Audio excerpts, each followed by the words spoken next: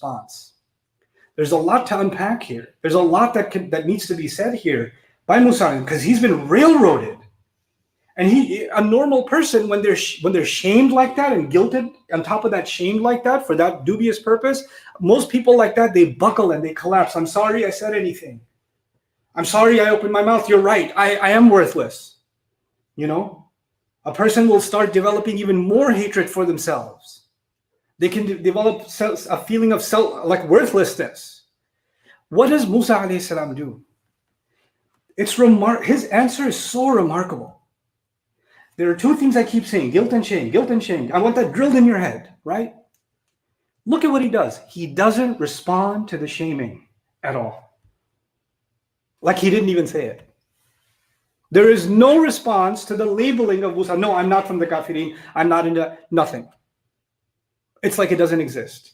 Because shaming is not something acceptable in our religion. Guilt is healthy. Guilt is actually needed in the right dosage, in the right context. But shaming isn't. There's no place for it. Allah has honored all children of Adam, the worst people, the people that have committed zina, the people that have committed murders, the people that have done all this stuff, right? What does Allah say about them? You know, وَالَّذِينَ لَا يَدْعُونَ مَعَ اللَّهِ إِلَهًا آخَرَ وَلَا يَقْتُلُونَ النَّفْسَ الَّتِي حَرَّمَ اللَّهُ إِلَّا بِالْحَقِّ ولا يزنون ومن يفعل ذلك يلقى أثاما يضاعف له العذاب يوم القيامة ويخلد فيه مهانا إلا من تاب وآمن وعمل عملا صالحا فأولئك يبدل الله سيئاتهم حسنات. It's shocking. Allah says people who don't call on other gods besides Allah, people who don't kill anyone with innocent souls, people who don't commit adultery, right? And then he says these people, these are the slaves of Allah that He loves. And then He says, and whoever does that is going to meet a grave penalty, and the punishment will be doubled for them, and they'll stay in that punishment humiliated. That's pretty shameful, isn't it? But immediately, and that's in the next life. Shame is in the next life. Immediately He turns it and says, except those who repented and restored their faith and acted good afterwards. So somebody who had already committed murders and adultery and all of that, they've got a huge rap sheet of shirk and killing and all of it. And now they turned around towards Allah. What does Allah say? Allah will take all of their bad, turn it into good deeds. Allah is not shaming you. Allah is not bringing up your past to shame you. Allah is saying, you come to me and I will convert your bad into good. It's different from a judge who says, I will expunge your record. I will delete the file. It's not that. I will take your crimes and turn them into good deeds. So the point of me sharing that with you is there's no room for shaming in our religion. There's no room for labeling a person with a characteristic that sticks on them. There's no room for that. There were people who were the worst enemies of the Prophet ﷺ. We used to call them the munafiqun, the hypocrites in Medina. And the Muslims were not allowed to call them munafiq. We were not allowed to call somebody a hypocrite because it's something inside the heart. Because when you judge somebody's heart, you're judging their entire being. This is the one thing that represents the entire being. And this is the one thing no human being can see. So I can't judge I can judge an action. I can say you lied. I can say you cheated. I can say you hurt someone. I can say you committed murder. I can do that. But I can't judge a human being. But we do that easily, and we accept that easily even for ourselves. Musa alayhi salam stays on point. He says, فَعَلْتُهَا إِذًا I did it at the time.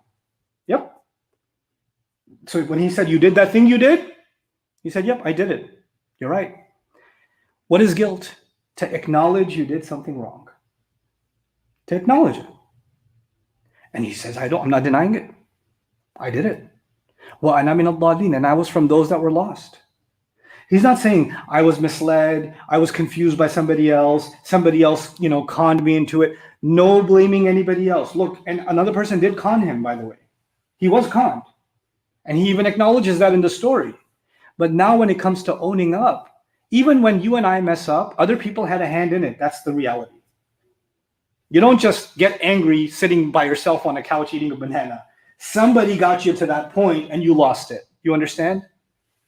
Nobody does something, nobody just out of nowhere with no cause has an effect. There has to be a cause.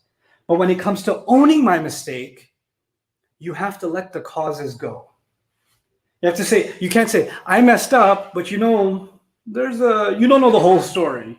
Let me tell you the whole story, then you'll know that my mess up wasn't actually purely because I'm evil. This one did this wrong, this one did this wrong, this one did this wrong, and it created this, the storm. And in that storm, I got caught up in it, and in the moment, I messed up, which may be the reality. But owning up for yourself, genuine, healthy guilt, is actually letting go of everybody else's part. Let Allah deal with that. Let Allah. I know the part I messed up in. I know what I did wrong. And I did in fact do it wrong. And I was lost myself. He doesn't even say, وَأَنَا مِنَ الْمُضَلِّينَ. Mudallin would have been, I was misled by someone else. He says, I was lost myself. I slipped up myself. فَفَرَرْتُ مِنْكُمْ لَمَّا خِفْتُكُمْ. I love this part of the ayah. And this is the last thing I'll share.